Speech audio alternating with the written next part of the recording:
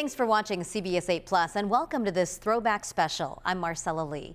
With 75 years of broadcasting, we've been able to share so many memorable moments from San Diego and beyond. For those of us who have had the good fortune of living here in San Diego, we know it is not always 70 and sunny. Wild and wicked weather has battered the county through the decades. Our archive has the film and the video to prove it. We begin in 1966 when a November rainstorm gave surfers a chance to ride their boards on Mission Boulevard. Mission Boulevard was closed between Oliver and San Jose Place. Traffic was rerouted down Bayside Lane and Strand Way. Several swimmers and surfers took advantage of the deep water to float up and down Mission Boulevard. The Weather Bureau said it wasn't that the rainfall total was high, but that most of the rain fell in a short while, not giving it time to run off. It was deep enough at Mission Beach for surfers to hitch free rides on passing buses.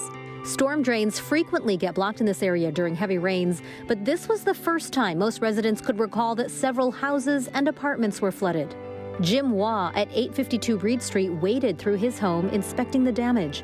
Most of the usual places collected water up to the running boards. Here, for example, on 101 at Barnett Street, one lane of traffic was closed. There were so many traffic accidents throughout the city that city police were instructed not to file accident reports on non-injury accidents. Storm warnings were hoisted and several small boats were tossed around in Mission Bay and San Diego Bay along the Embarcadero.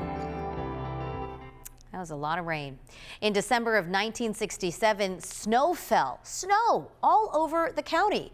It didn't stick around long, but long enough for our photographers to capture these beautiful images. No doubt all of San Diego tuned into the evening news that night to see this historic event, and this is what they saw and heard. Northern San Diego County looked like a scene from Courier and Ives, or maybe a Fresca commercial.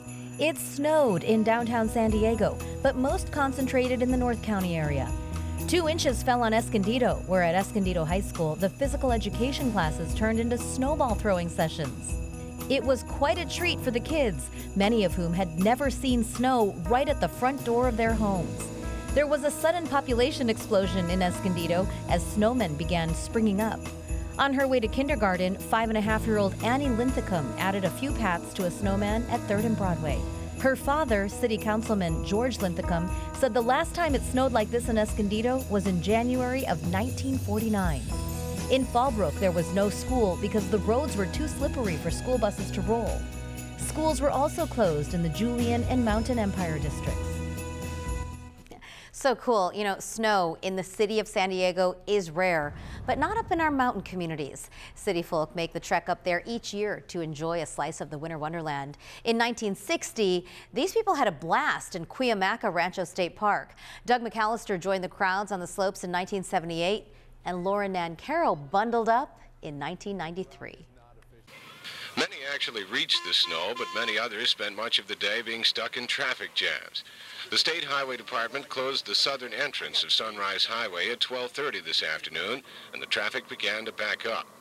All but local residents were turned away, which meant for some that their trip to see the snow ended up being just a drive up Highway 8 and back.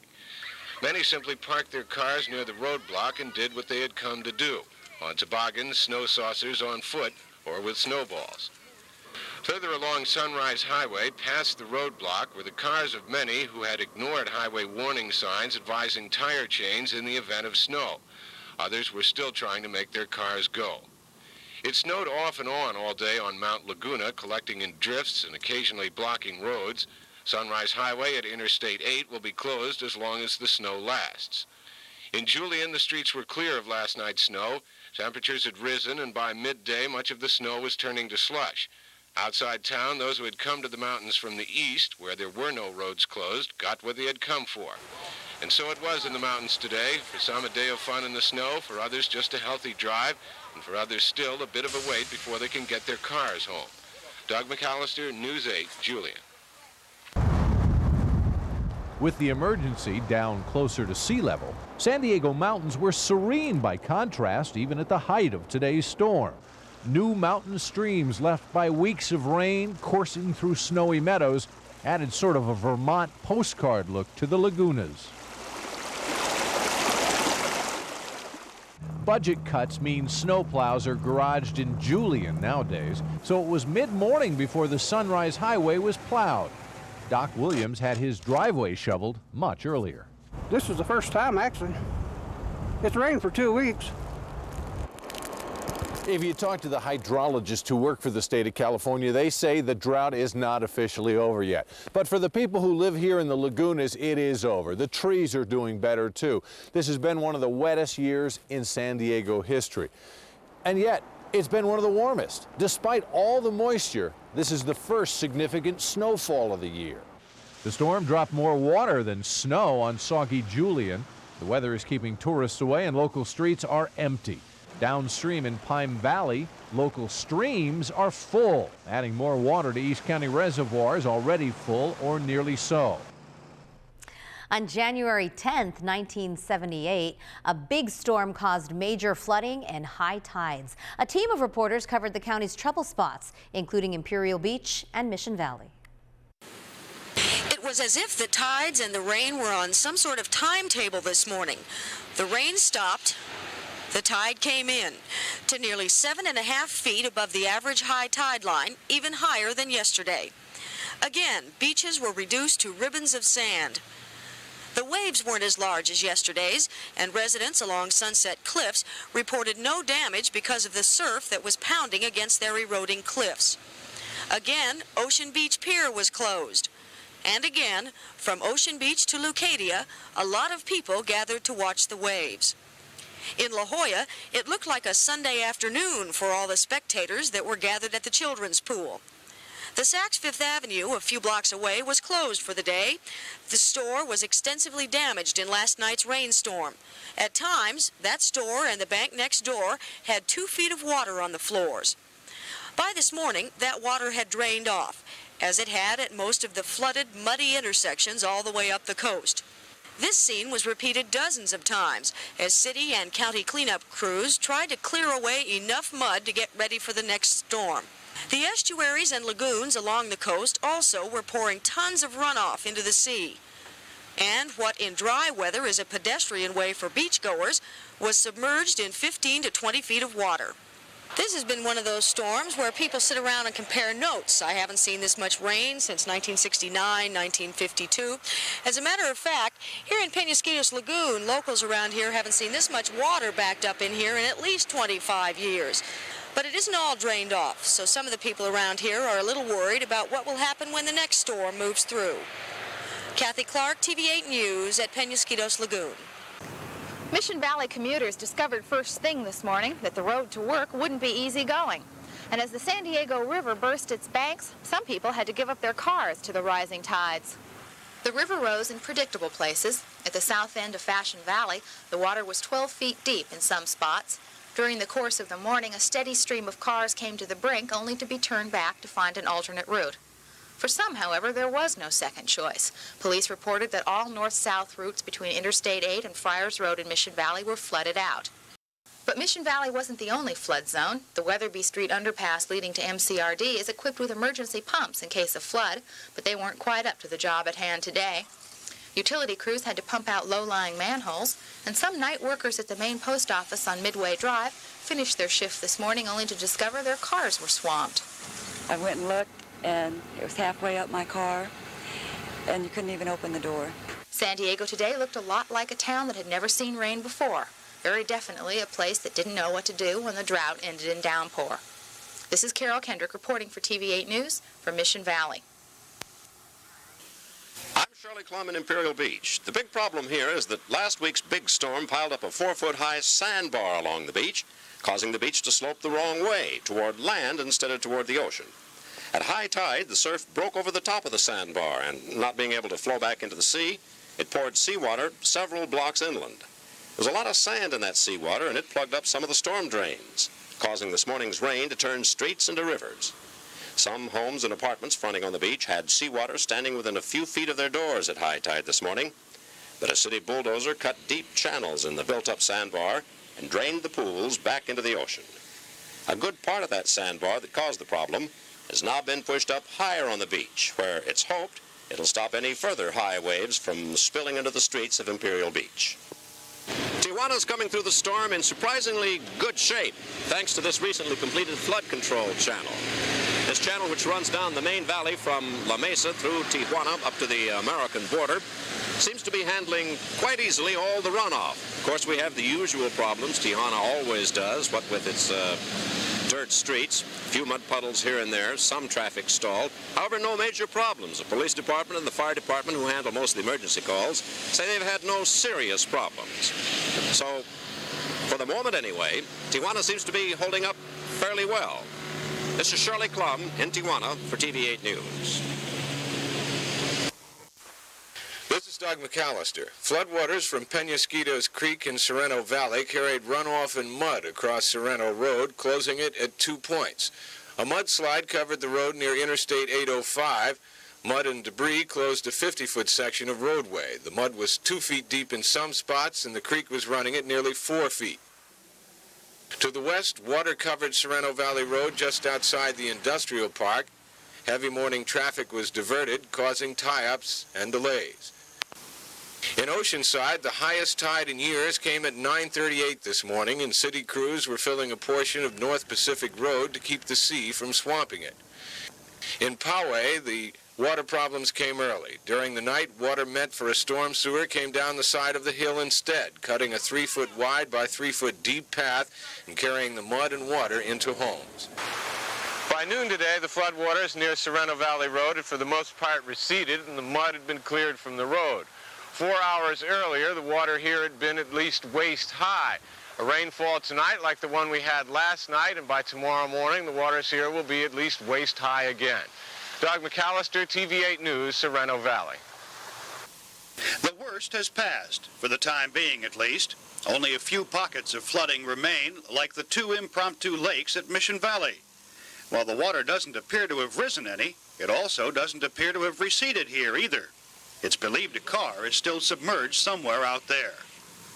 Throughout the area, light to moderate rain has fallen throughout the evening, but seldom with the intensity that helped cause widespread flooding last night. The elements obviously haven't dampened enthusiasm for attractions like hit movies. The lines are still long for Close Encounters of the Third Kind. On this, its 27th day in San Diego. There have been a few minor traffic accidents reported since late this afternoon, but it appears that motorists have gotten the hint that wet roads are dangerous, and they've slowed down a bit. The area has survived this latest storm, but there's little rest in sight. A new front is due in sometime tomorrow. Doug Oliver will tell us how much new rain we can expect later in this newscast. Dave Cohen, TV8 News along Interstate 8. Just 2 years later, in February 1980, another storm wreaked havoc across the county. Reporter Doug McAllister called the flooding of the Del Mar racetrack by far the worst in recent memory. The Cottonwood Country Club in El Cajon looked like it was in a river, while aerials of Mission Valley showed the entire area inundated with water. I'm Liz Purcell in Mission Valley. Fortunately, today was a holiday and many people were off the roads. Offices and businesses were closed, and so were a lot of streets in the city. Drivers who tried to get through on Fashion Valley Road had to turn back. The water was too deep, and it was even deeper along Camino de la Reina. Motorists weren't the only people affected. The pedestrian walkway that crosses the San Diego River near Fashion Valley was also closed. It's ready to collapse. Roads, parking lots, offices, and motel rooms in Mission Valley were flooded. This has been 5 times in 3 years, and it's, then 3 years ago was the first time in 37 years it ever got this high. So we just took the carpets out and leaved them out and put tile on the floor now and just let the high water come. When the morning tide rolled in at the Ocean Beach Pier, part of the seawall caved in. High surf washed away the ground underneath the cement, and the sidewalk gave way. Police are keeping people clear of the area. We want to try to pull this concrete up and away from that sewer line there, but I don't know when we're going to be able to get any heavy equipment in here. So the sewer line's in danger? Well, if that wall collapses, it could knock that head off of that sewer line, and then we will be in trouble. Here and there around the city, roads became impassable. That was the case when barricades went up on Sorrento Valley Road. And in La Jolla, one home is losing ground to the sea. Earl and Lila Severin live in the Bird Rock area, and runoff from the morning's heavy rain swept away part of the foundation of their patio. In some places, like Mission Valley, the flooding was severe. but businesses remained open anyway. Of course, you can't be too busy selling cars if this is the only way customers can reach the showroom. Liz Purcell, News 8, Mission Valley. The flooding at Del Mar near the racetrack was by far the worst in recent memory.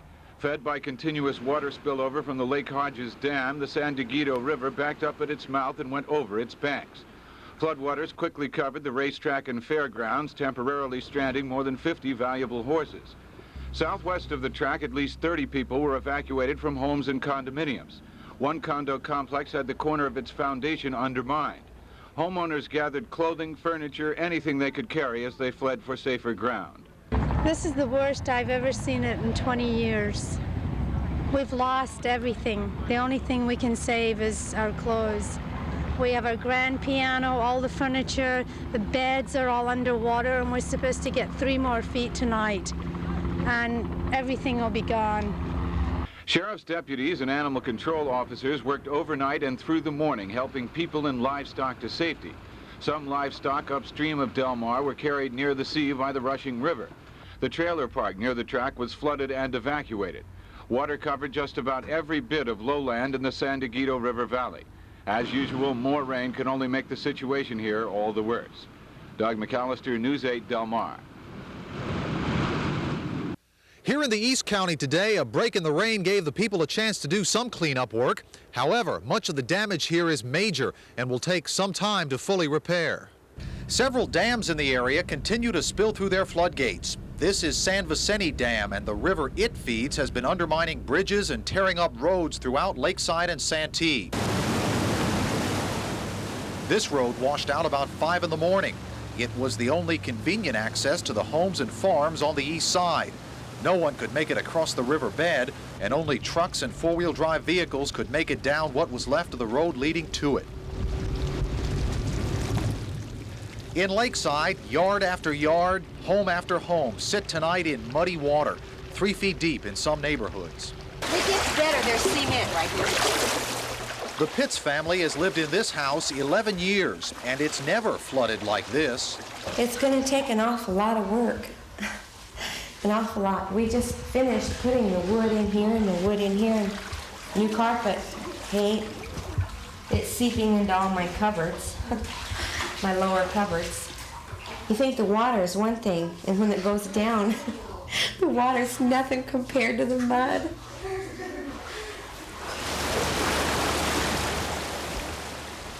Some of the absolute worst damage is here at the Cottonwood Country Club.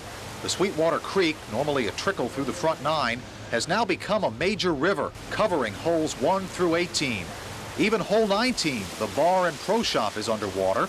The river is undermining the foundation, and the employees spent the better part of the day clearing everything out. Among the top priority items, cases of liquor from the bar. Chevrolet's Regal, watch it. When the weather gets better, if it ever does, it'll take weeks for the East County to dry out. In the meantime, this sign outside the golf course has taken on a whole new meaning. Bill Lagatuda, News 8, East County. High tide came in at noon, with waves breaking from 4 to 8 feet, a surfer's paradise. Close to 100 people gathered along the Ocean Beach Pier to watch the surfers brave the waves and to wait for the next storm to hit. Parts of the Ocean Beach walkway are still closed off, though the barricades didn't seem to do much good. Part of the seawall caved in yesterday, and officials were concerned that the exposed sewage pipes underneath would rupture. But work crews spent the night shoring up the collapsed wall with broken blocks of cement. Officials now say the worry is over. The most significant storm damage downtown was at the old San Diego Rowing Club. The roof collapsed because of the heavy rain and high winds. The abandoned building has struggled for survival for almost a year.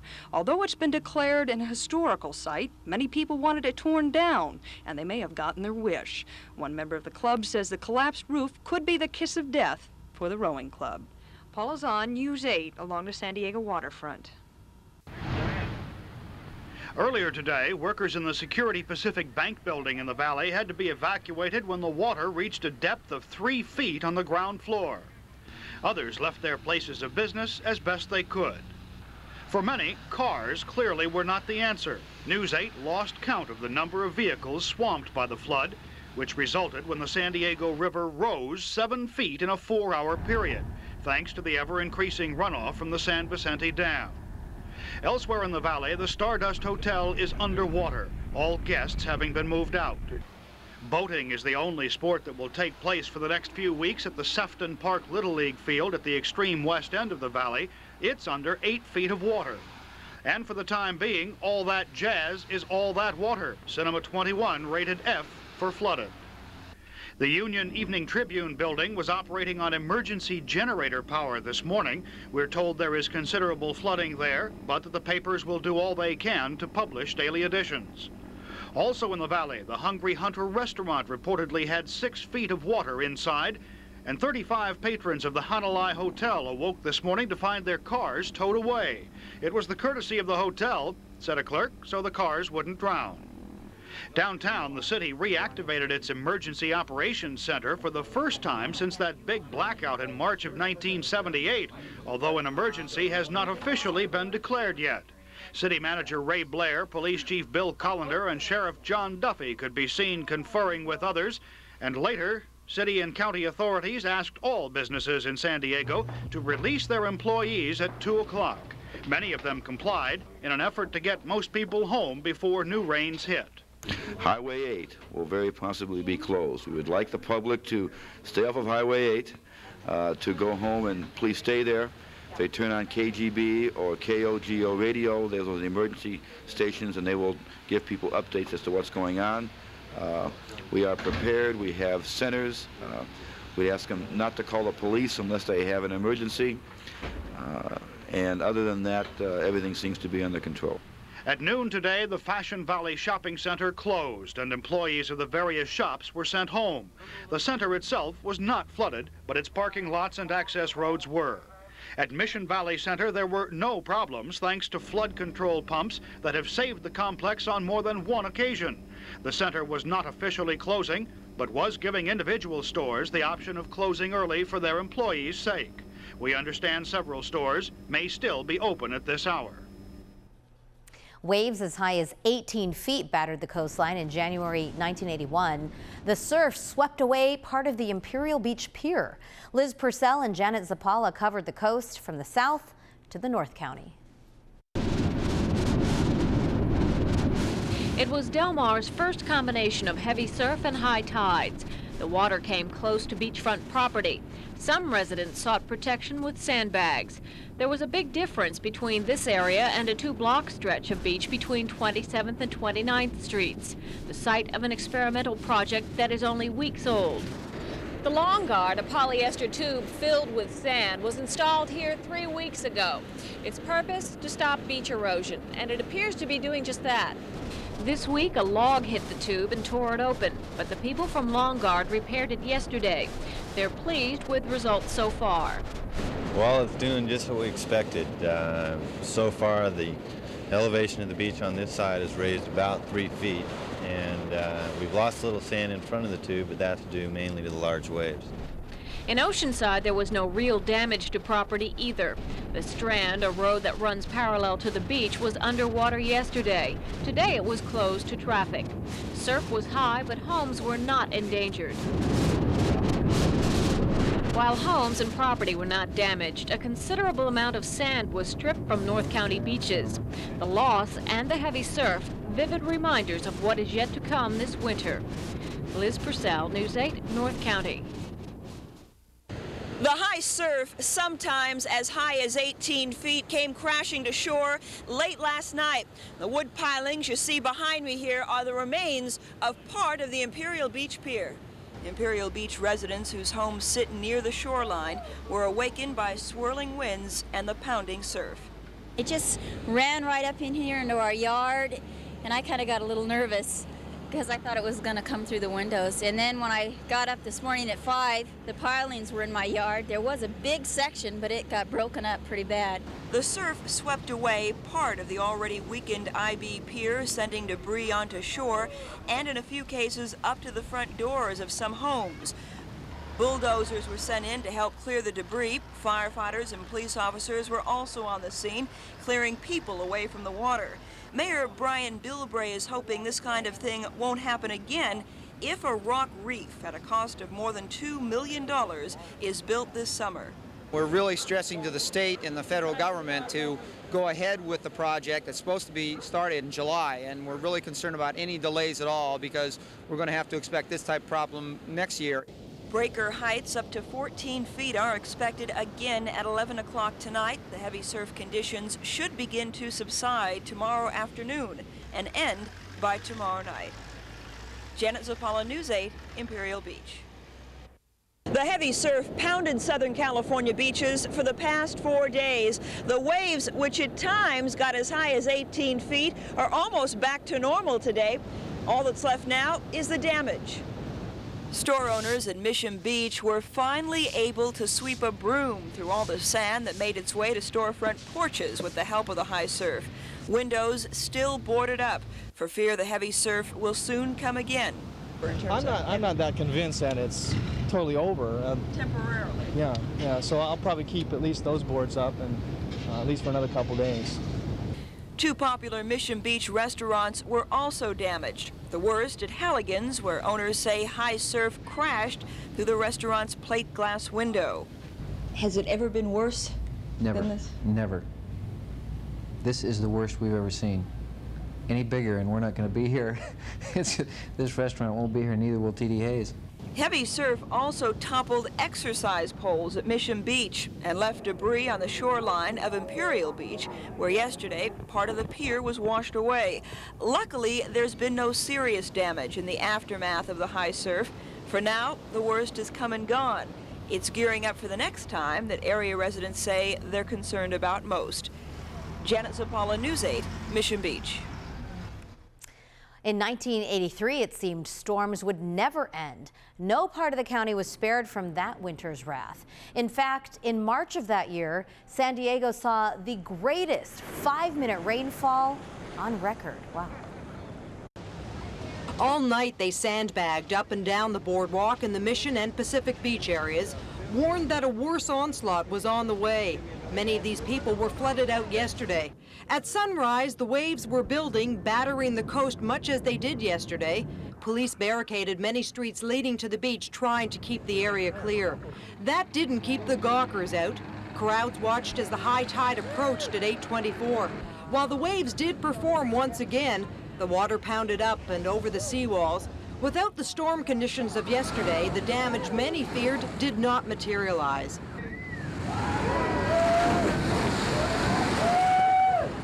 There's nothing you can do about it. You know, you just got to sit here and let Mother Nature take its course. If the people living along the coast got a reprieve, so too did the Crystal Pier. What was once its end section, however, is now in a pile at the opposite end. About all anyone can offer at this point is a guess when you ask the extent of damage and what it will cost to clean up after the storms. And if you ask a dozen people, you'll get a dozen different guesstimates. City officials say they don't have all the information in yet, but damage and cleanup in public areas reportedly will carry at least a $1 million price tag. Private losses could surpass that figure. At Crystal Pier in Pacific Beach, workmen spent the day bracing damaged pilings. At the height of the storm, about 100 feet of pier broke off into the raging surf. Will it be rebuilt? Depends upon the new tide studies that have been done as to whether or not this is going to be a trend of bigger surf and so forth coming into the coast. It's going to change the whole program of the coast and all the piers if that's the case, and we're probably better off with a shorter pier if that be it. The pier in Imperial Beach held its own against the storms. Only one piling was damaged. It'll be repaired as soon as possible, but the pier will remain closed until the repairs are made. State inspectors will fan out throughout the San Diego area tomorrow and the rest of the week for a first-hand official assessment of the damage. Dave Cohen, News 8. If the National Weather Service is correct, this morning's flooding in parts of Mission Valley is only a prelude of what's coming. Yes, well, we're looking for about 1 to 3 inches along coastal sections and up to 5 inches in the mountains. They are busy at the National Weather Service because they are putting out warnings. Those who work here say the storm coming in may be just as fierce as the one that left its mark on San Diego last month. We have a flash flood watch out. We're expecting heavy rains and high winds. People should take precaution. If the roads start to flood over, they should wise up and just do whatever is necessary. If it starts to flood up, they should go to higher ground. And at the Ocean Beach Lifeguard Station, members of the River Rescue Team have been put on alert. They will be watching at the beaches, the rivers, and storm drains, and standing by for anyone who might need help. So if we get 3 inches of rain, and it's usually 2 inches more in the foothills, we'll have all the problems that we've had in the last couple of years. The storm is expected to pass through here by Wednesday, but the National Weather Service says another front is on its way and could be here by Friday. Bill Pounders, News 8, downtown. At 8:39. For an hour either side of high tide, waves crashed into the sea wall, exploding skyward. Residents boarded up windows and filled sandbags, fearing the worst. Today I can see where we're going to be hitting the glass. I have a feeling it's going to come up, and we're ordering some plywood right now to put up, which we haven't had to do before. I'm sure we're going to see more action today. The surf is definitely much higher than what it has been any time before with the storm, so it's going to be very interesting. It's interesting, but it's awful scary at the same time. This is a photograph of Woudenberg filming last month's high surf. He got wet then and again today.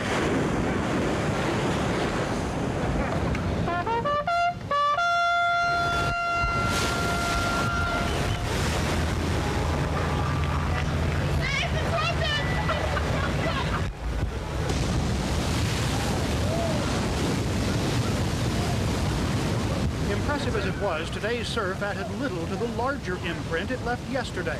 Debris, flooding, and some residential damage. Overnight, a 2-ton buoy broke loose and washed ashore in South Mission Beach.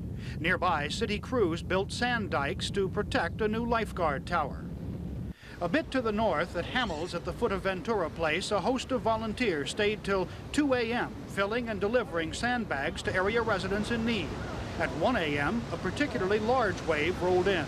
Well, it hit the wall, and then it went about 20 feet above the lifeguard tower. I mean, it was frightening. Even more frightening could be tonight's surf, but the Hamels aren't sure how many people they'll be able to help. They're swamped with phone calls, but desperate for sandbags. We've got 112 left. How many do you need? Well, why don't you come on over and get them. We don't have them filled as yet, but we have some dry sand that was left off over here in front of the roller coaster. You're welcome to.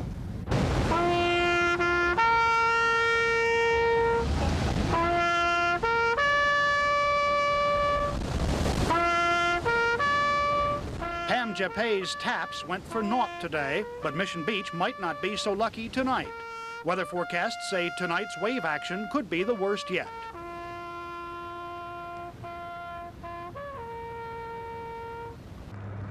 It's a familiar sight, floodwaters from Las Cochas Creek pouring across the intersection of Woodside Road and Cactus Street after a storm. But more and worse is yet to come, and while the Conservation Corps spent 2 summers doing channel work and brush clearing, it doesn't take much to make this stream crest its banks. Another perennial impact area is Moreno Road along the San Diego River, where a new county bridge is still under construction. Until it's finished, heavy floodwaters could force hundreds of homeowners to detour north on Highway 67. Gene Cubison, News 8, Lakeside. Hopes for a quick recovery in South Bay were lost today as more rain poured into low-lying areas. Most of the attention was focused on the Tijuana River near the Holliston Bridge, where floodwaters had isolated many homes. At 1 p.m., the Sheriff's Department and Customs officials dispatched 2 choppers to begin evacuating residents along a mile stretch of Monument Road. 8 people were flown to an evacuation center at 19th and Coronado, but the rest decided to stay and brave the waters, concerned that if they left, their homes would be vulnerable to vandals and looters. At the R.L. Brown Ranch, workers were able to round up skittish horses and cattle. But farmers in South Bay were not as lucky. The overflowing Tijuana River had already flooded hundreds of acres of farmland. Doesn't seem like these are all from San Diego, but in January 1998, our Steve Price was in Cardiff with business owners preparing for high tides. You'll also see waves crashing on the windows at the Marine Room and sightseers getting soaked in Ocean Beach. A wave of frustration crashes in Cardiff by the Sea, where restaurant owners spend big bucks to keep rock-spitting whitewash from damaging their property. And we spent about $20,000 adding approximately 300 tons of rocks in front of the restaurant and in front of the parking lot here.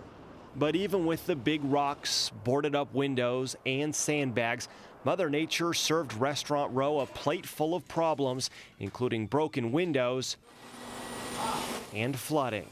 We need to replenish these beaches. We've lost several feet, several meters of sand going clear out into the ocean.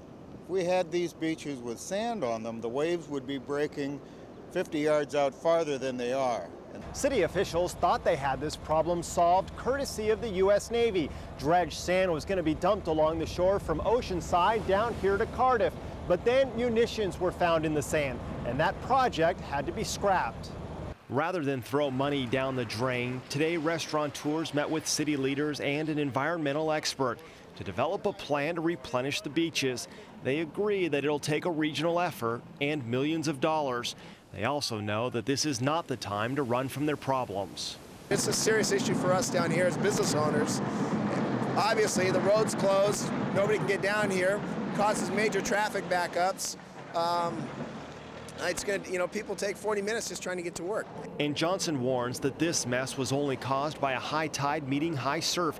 He says if the same thing happened while a storm was coming through, well, the end result wouldn't be a pretty picture.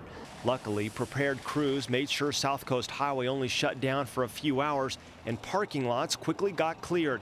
So what started out as a rocky morning didn't crash a full day's worth of business. A worker clearing rocks from a parking lot gets a bath, courtesy of Mother Nature. For the third day in a row, a high astronomical tide mixed with big waves to turn Cardiff's Restaurant Row into a river. I lived here all my life and I haven't seen anything like this. Remember, like 2 years ago, they closed this street down 101 for one day, but nothing like 3 days in a row. Businesses tried to brace themselves with sandbags and boarded up windows, but when high tide hit around 8:55, the mess couldn't be stopped, sending trash everywhere and catching the attention of area residents who didn't want to miss the show. It's so awesome. It's, it's nature. It's Mother Nature, working. It's pretty cool. It's pretty Never nice. get tired of looking at it? No. It's one thing about the ocean, it's pretty cool. But the show didn't stop in Cardiff. At the Marine Room, big waves served as the special of the day. The rebuilt Surfer Shack faced its real first test, and some sightseers got soaked in OB.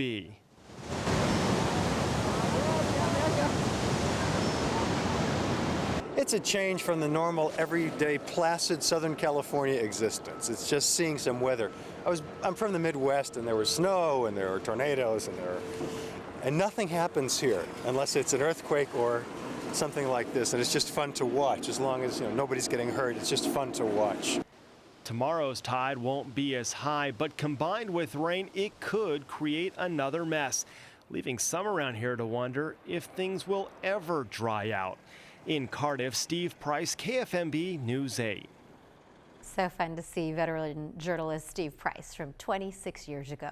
Now these stories, they're only the tip of the iceberg of our vast library of weather coverage. We have a lot more video posted on our YouTube News 8 Throwback playlist if you'd like to check it out.